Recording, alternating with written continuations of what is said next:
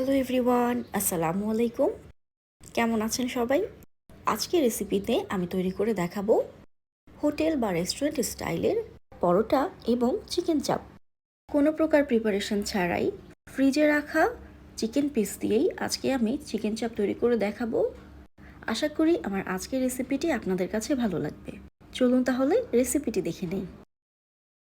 Chicken চাপ তৈরি করার জন্য এখানে 500 গ্রাম চিকেন নিয়ে নিয়েছি। এই চিকেন পিসগুলো আমার ফ্রিজে এভাবেই টুকরো করে কাটা ছিল। আপনারা চাইলে পিসগুলোকে ছোট করে নিতে পারেন। দিয়ে দিচ্ছি 1 চা চামচ পরিমাণ আদা বাটা, 1 চা চামচ পরিমাণ রসুন বাটা, 1 চা চামচ পরিমাণ শাহি গরম মশলা। এই গরম মশলাটি আমার ঘরে তৈরি করা শাহি গরম মশলা। এর রেসিপি আমার চ্যানেলে আছে, চাইলে দেখে নিতে পারেন। আপনারা চাইলে অন্য যে কোনো ধরনের গরম মশলা বা কাবাব মশলাও ব্যবহার করতে পারেন। টক দই বা মিষ্টি দই দিয়ে দিচ্ছি 1.5 টেবিল চামচ পরিমাণ। লবণ দিয়ে দিচ্ছি 1 চা চামচ, মরিচের গুঁড়া দিয়ে দিচ্ছি 1 চা চামচ, হলুদের গুঁড়া দিয়ে দিচ্ছি 1/2 চা চামচ, জিরার গুঁড়া দিয়ে দিচ্ছি 1 চা চামচ, টমেটো সস দিয়ে দিচ্ছি 2 টেবিল চামচ, সয়া সস দিয়ে দিচ্ছি 2 চা চামচ। এবার এই সব মশলা একসাথে চিকেনের সাথে মাখিয়ে নেব। রেস্টে রেখে দেব 30 মিনিটের জন্য।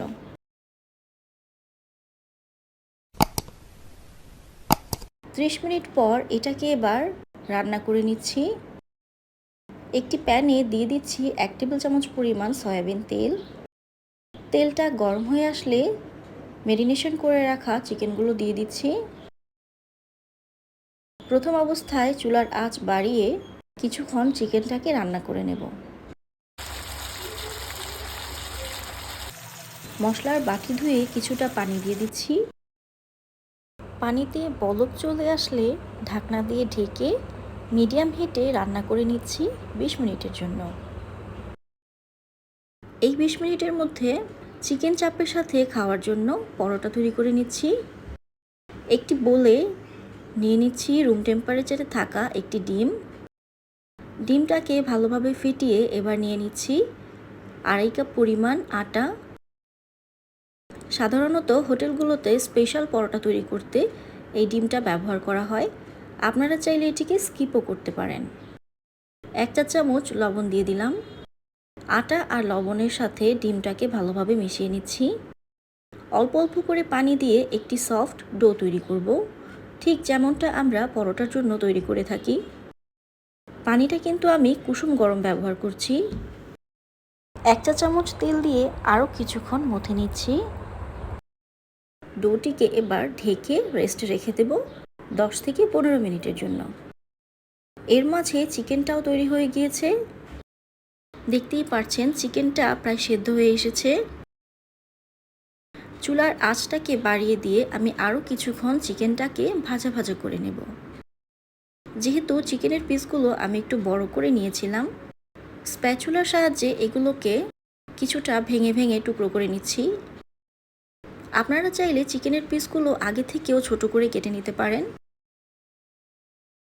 চিকেনটা ভাজা ভাজা হয়ে এসেছে, এবার এটাকে নামিয়ে নিচ্ছি। অন্য একটি প্যানে সামান্য পরিমাণ তেল দিয়ে দিচ্ছি। পেঁয়াজ কুচি দিয়ে দিচ্ছি 1 কাপ পরিমাণ। চিকেন চাপে পেঁয়াজটা একটু বেশিই দিতে হয়। পেঁয়াজটা কিছুটা ব্রাউন করে ভেজে নিচ্ছি।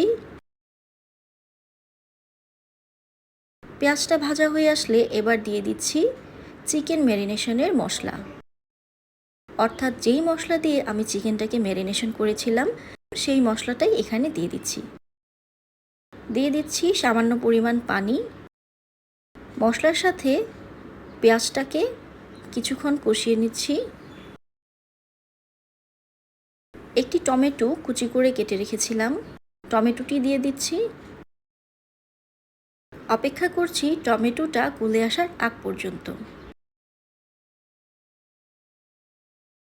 4-5টি কাঁচামরিচ কুচি করে দিয়ে দিচ্ছি। ঝালটা আপনারা আপনাদের পছন্দ অনুযায়ী দিবেন। চিকেন চাপ সাধারণত একটু বেশি ঝাল ঝাল হয়ে থাকে। টমেটোটা নরম হয়ে এসেছে, এবার দিয়ে দিচ্ছি তুলে রাখা চিকেন। চিকেনের সাথে সব মশলাগুলো ভালোভাবে মিশিয়ে নিচ্ছি। এবার দিয়ে দিচ্ছি ধনেপাতা কুচি। এই ধনেপাতা কুচিটা কিন্তু কোনোভাবেই স্কিপ করা যাবে না। চিকেন চাপের আসল স্বাদ পেতে হলে অবশ্যই এই ধনেপাতা ব্যবহার করতে হবে। চুলাটা অফ করে দিয়ে আরও কিছুক্ষণ নেড়েচেড়ে মিশিয়ে নিচ্ছি। এই পর্যায়ে চিকেন চাপ থেকে এত সুন্দর একটা গ্রান বের হচ্ছে, যেটা আপনারা রান্না না করলে বুঝতে পারবেন না। চিকেন চাপটি তৈরি হয়ে গিয়েছে, এটাকে এবার নামিয়ে নিচ্ছি। রেস্টে রাখা ডো থেকে এবার পরোটা তৈরি করে নিচ্ছি। ডিম ব্যবহার করার ফলে দেখতেই পাচ্ছেন ডোটা কতটা স্মুথ হয়েছে। এই ডো দিয়ে রুটি বা পরোটা যেটাই তৈরি করুন না কেন, একেবারেই সফট এবং খাস্তা তৈরি হবে। এই ডো থেকে কিছুটা লেচি কেটে নিচ্ছি। কিছু পরিমাণ আটা ছিটিয়ে একটি লেচি নিয়ে রুটি বেলে নিচ্ছি। একটি চামচের সাহায্যে সামান্য পরিমাণ সয়াবিন তেল নিয়ে রুটির গায়ে মাখিয়ে নিচ্ছি। ওপর দিয়ে আরও কিছু আটা ছিটিয়ে নিচ্ছি।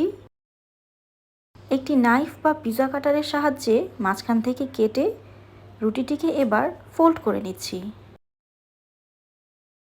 ফোল্ডিংটা দেখে নিশ্চয়ই বুঝতে পারছেন। আরও একবার বেলে নিচ্ছি।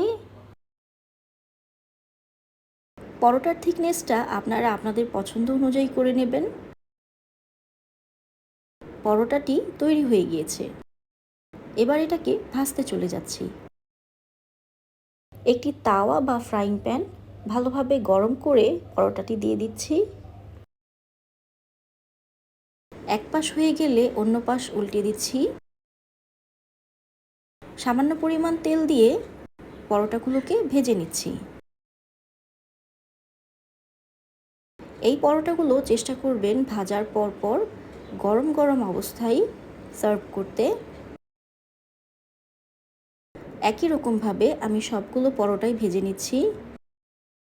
এই পরোটাগুলো সাধারণত গরম অবস্থায় খেতে ভালো লাগে, তাই চেষ্টা করবেন চিকেন চাপটা আগে থেকে তৈরি করে তারপর পরোটাগুলো তৈরি করে নিতে। আমার সবগুলো পরোটাই ভাজা হয়ে গিয়েছে, সার্ভ করে নিচ্ছি। এই তো তৈরি হয়ে গেল হোটেল স্টাইলের চিকেন চাপ এবং পরোটা। সাথে দিয়ে দিচ্ছি আমাদের সকলের পছন্দের সস বা মেয়োনিজ। এই সসের রেসিপিও আমার চ্যানেলে অলরেডি শেয়ার করা আছে। আশা করি আমার আজকের রেসিপিটি আপনাদের কাছে ভালো লেগেছে। ভালো লাগলে চ্যানেলটিকে সাবস্ক্রাইব করতে ভুলবেন না। আর যারা আগে থেকে সাবস্ক্রাইব করেছেন তাদেরকে অসংখ্য ধন্যবাদ। সবাই ভালো থাকবেন। আল্লাহ হাফেজ।